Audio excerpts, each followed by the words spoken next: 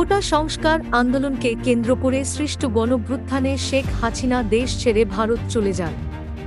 এরপর থেকে গা ঢাকা দিয়েছেন সাবেক সংসদ সদস্য ব্যারিস্টার সৈয়দ সাইদুল হক সুমন। তিনি কোথায় আছেন এ বিষয়ে জানতে বারবার যোগাযোগ করা হলেও তাকে পাওয়া যায়নি।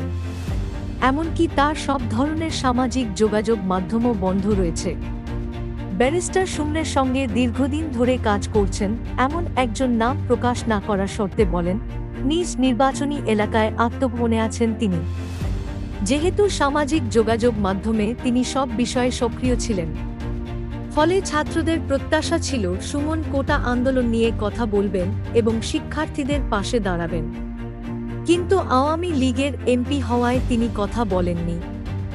যেদিন শেখ হাসিনা পদত্যাগ করে দেশ ছাড়েন, তারপর সৃষ্ট সংকট দেখে সুমন কিছুটা ভয় পেয়ে যান। ফলে তার এক অনুসারী, যিনি কোটা আন্দোলনের সামনে থেকে নেতৃত্ব দেন, তার বাসায় গিয়ে নিরাপদ আশ্রয় নিয়েছেন সুমন। উল্লেখ্য, কোটা বিরোধী আন্দোলনের বিপক্ষে অবস্থান নিয়ে ব্যাপক সমালোচনার মুখে পড়েন ব্যারিস্টার সুমন।